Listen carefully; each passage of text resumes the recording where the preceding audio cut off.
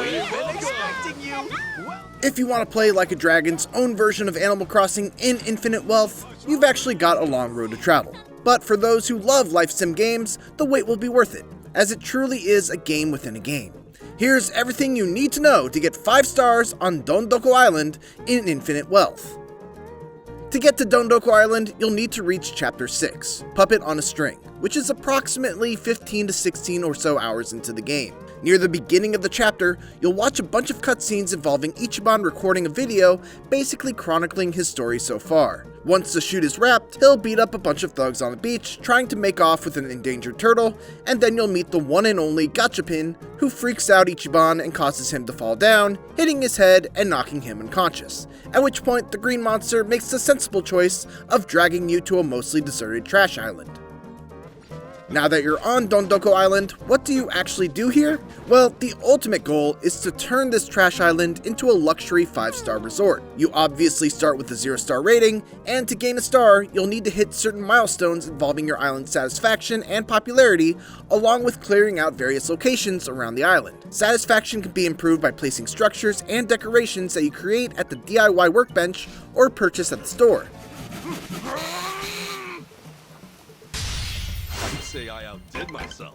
Popularity can be increased also by placing certain structures and decorations, but primarily by completing entries in your Dokopedia, which you do by catching insects, fish, and picking up collectibles. There's a couple of other things that you can do as well much later on, but for now, let's focus on those activities. To clear out a location, you must pay a substantial amount of Dokobucks, and also have your DIY building level at a certain threshold.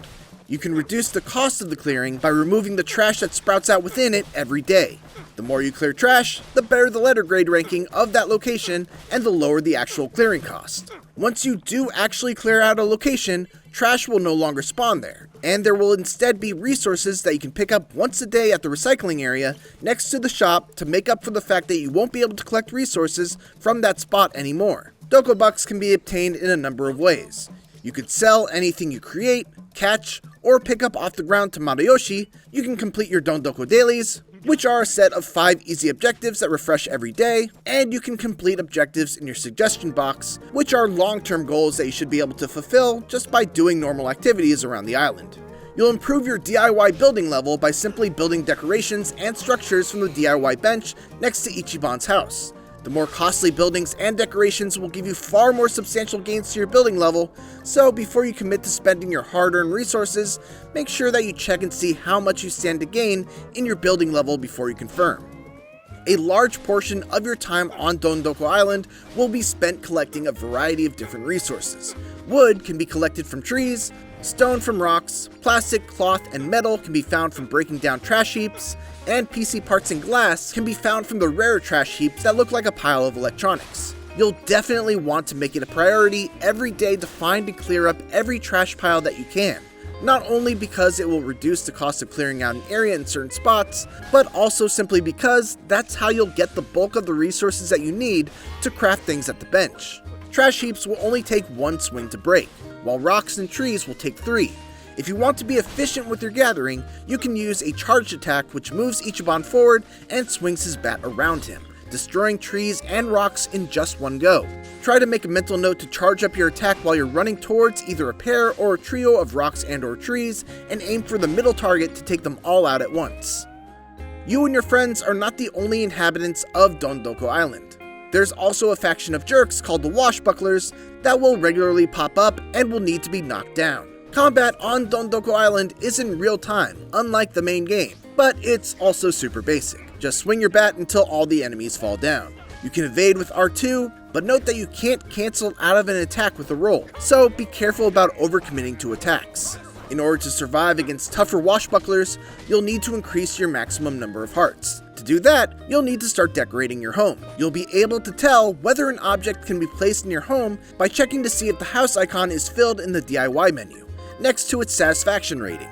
If you place an object outside of your home, the number will be added to your island's satisfaction score. If you place it inside your home, it will instead raise your livability rating. The higher your livability rank, the more hearts you will have.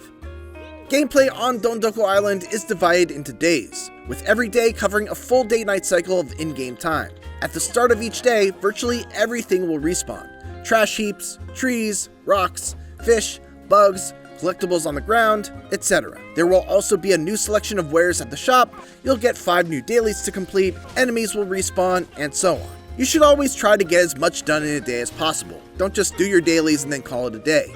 At the same time though, you also don't want to stay out too late after dark, because if you push it too far, you won't be able to recover all of your hearts the next day. When you get to the point where you start to invite guests on your island, you'll have 3 in-game days with them to give them the best experience that you possibly can.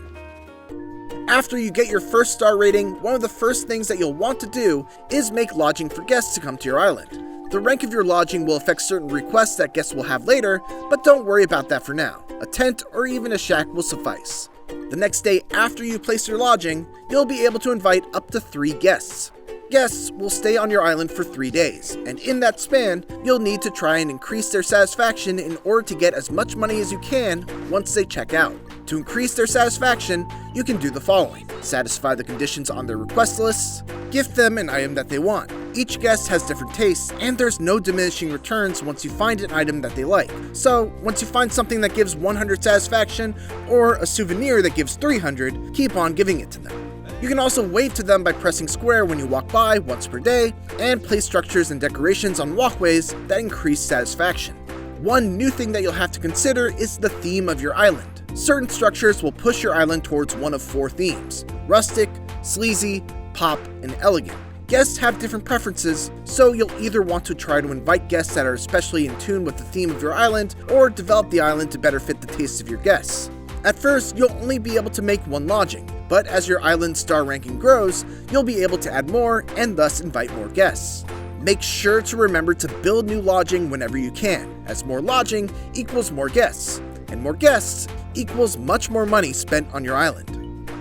At some point when you've got your first group of guests visiting, your morning meeting will be interrupted by the arrival of Subaru, a new NPC who will be the person you'll go to about souvenirs. Souvenirs are special gifts that you can develop that work extremely well as gifts to increase the satisfaction of your guests, and the edible ones can alternatively be eaten to restore some of Kasuga's life. You should always make it a priority to give 1 souvenir to each guest each day while they stay on the island. You'll first need to develop souvenirs by spending Dokubucks on the recipe. Each recipe also has a DIY building level requirement as well. When you've developed a souvenir, you can then produce it by trading in the materials needed to make that souvenir. These materials are typically low-value food, shells, or fossils, so make mental notes of what materials are needed to make souvenirs and ensure that you don't just sell them. Later on, you'll also come to Subaru to make commercials for an instant boost in popularity for 100,000 Dondoko bucks, along with a selection of new people to invite. And you'll also come to him for campfire parties, which can only be used once per slate of guests, but will give a large boost to guest satisfaction. Once you get a 2-star ranking, that's when things truly open up. You'll unlock Dondoko Farm, which is a separate area accessible from the raft at Dondoko Beach, where you'll be able to put your Sujimon to work at a variety of different stations for a set amount of real-world time. There's a workshop, which will net you Dokubucks, a crop patch, where you can harvest vegetables, a recycling center, which is used to gain resources, and a training spot, where you can let your Sujimon train at so they gain levels without actually needing to battle, much like a Pokemon daycare. You'll assign 3 Sujimon to a facility, and you'll also want to take care to match the type of Sujimon with the type of course that you select. Every facility has a variety of different courses that run for different amounts of time and are associated with a particular Sujimon type. The longer the time, the greater the yield, with a chance of even greater yield if you match the Sujimon's type. Apart from those facilities, Dondoko Farm is also just a great place to go for rare resources, bugs, and fish. The jump up to the next star is fairly substantial, so you'll need to make sure that you make smart use of Dondoko Farm in order to garner the resources needed to get that 3-star rank. Ooh, big one. In particular, the area above the beach is littered with rare ore and occasionally very rare bugs called Tsuchinokos that can sell for 100,000 Dokubucks right off the bat. Later on, wild beasts will attack Dondoko Farm, and the only way to clear them will be with a Sujimon battle. So make sure that your Sujimon are trained up and you're ready to defend, otherwise you won't be able to make use of the facilities. After getting your 2nd star, you'll need to start unlocking the rest of the island before you can clear out the required areas. For 3 stars, you'll need to first make a bridge to both the lake by Gachapin Beach and the field by Dondoko Beach. For 4 stars, you'll have to clear out the cave and the forest, but in order to get there, you'll first need to make 2 bridges that flank the 2 sides of Dondoko Plaza. Getting 5 stars is actually much easier, as you don't have to clear out any more locations, but rather just have to win a final battle against the Washbucklers. Speaking of those Washbucklers, at every star rank you should make sure that you're also increasing your max health by filling Ichiban's house with decorations, so that you're able to withstand the tougher battles. Finally, I'm just going to rattle off a bunch of general tips to keep in mind as you're going through your daily routine.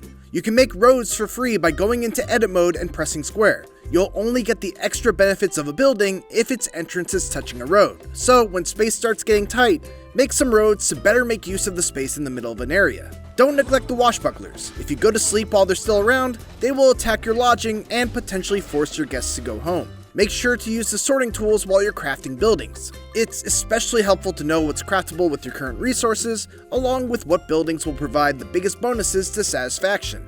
Items like pearls, rare ores, certain fish are used in crafting recipes, so don't sell those off.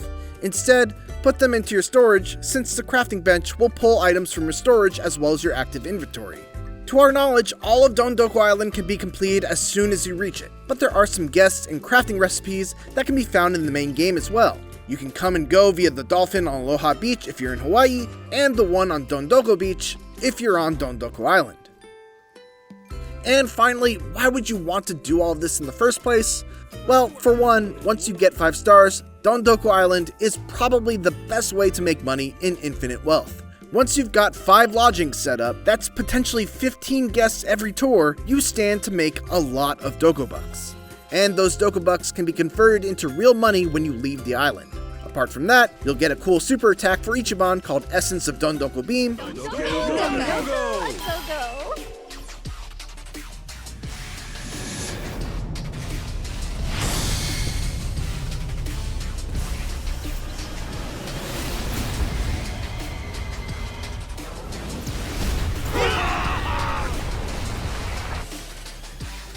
and just the satisfaction of seeing your dinky trash island become a thriving resort that you can be proud of. Thanks for watching, and for more Like a Dragon Infinite Wealth, check out these videos, and as always, keep it here on IGN. The ultimate getaway!